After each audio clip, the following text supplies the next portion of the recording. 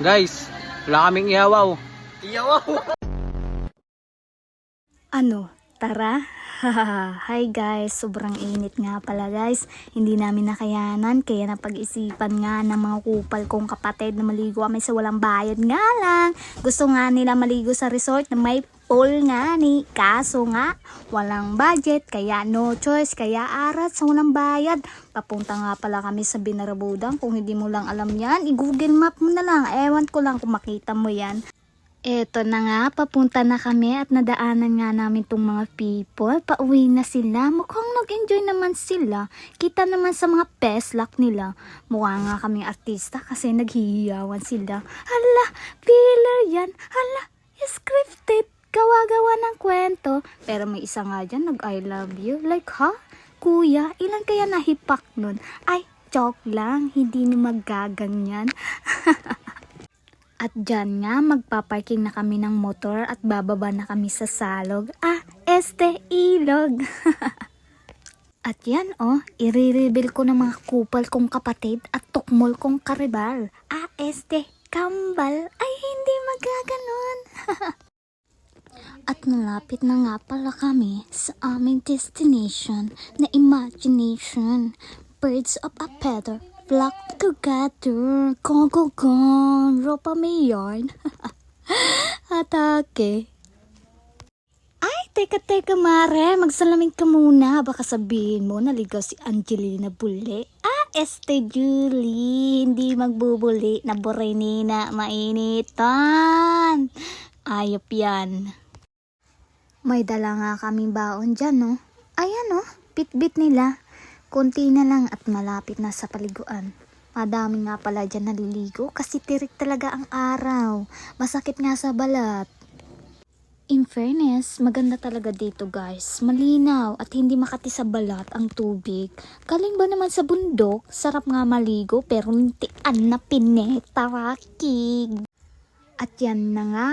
Nagsisimula na kami magluto-luto. Ay, uling lang pala ang gamit namin pang iyaw kasi nga mga kumag na to nag-aya ba naman hindi pinag-iisipan. Ayan tuloy, kanya-kanya diskarte. Manok pala iiyawin namin dyan. Nalungkot nga ako dyan kasi si Chik-Chik yung manok na yan na may sipon. Kinatay ba naman kasi matanda at sipunin na nga ni. Don't worry, buhay pa naman kami. Yan kasi ginagawa nila pag sinisipon agad ang manok. Hala, katayin na.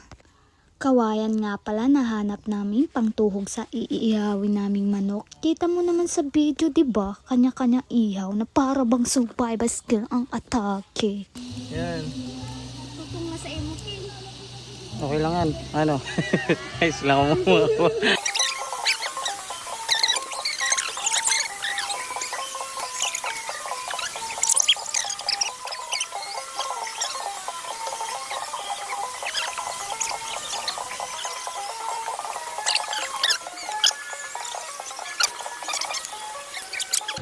Guys, wala kaming ihawaw. Eto, ihawaw. Time check, ihawaw. I-bloopers mo. I-bloopers mo yan, ha? Time check. I-bloopers mo yan, ha? Wala kami ihawaw.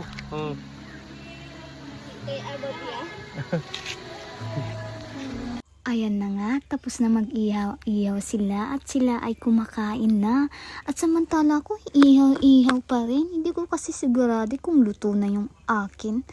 Ay, nakalimutan ko pala, hindi ako marunong magluto. Hindi para sa akin ang pagluluto. Laking Disney princess kaya to. Kaya naniniwala ako, ang pagluluto ay para sa lalaki. Kaya nga cooking, hindi cooking. Grabe mga mukha yan, parang mga Homo erectus. Ayan na nga, nag-picture taking muna sila. Panigurado ako isa yan sa family GC. Alam ko na yan. Hindi talaga ako sanay sa picture kasi ako lang yung pangit. Sige na. In fairness guys, masarap siya. Makudnit nga lang. Yung akin. Hindi pa ako sigurado. Yung isa ko nga kapatid, abay nag-ihaw pa kasi kulang daw sa kanya. Lahatin mo na kaya bro. ihawin mo na hindi ka na mahirapan.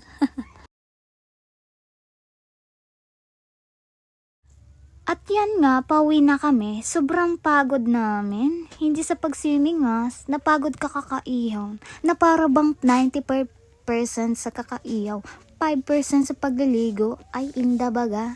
Ano to, food trip? Si Hagarjaza na ako. Pak.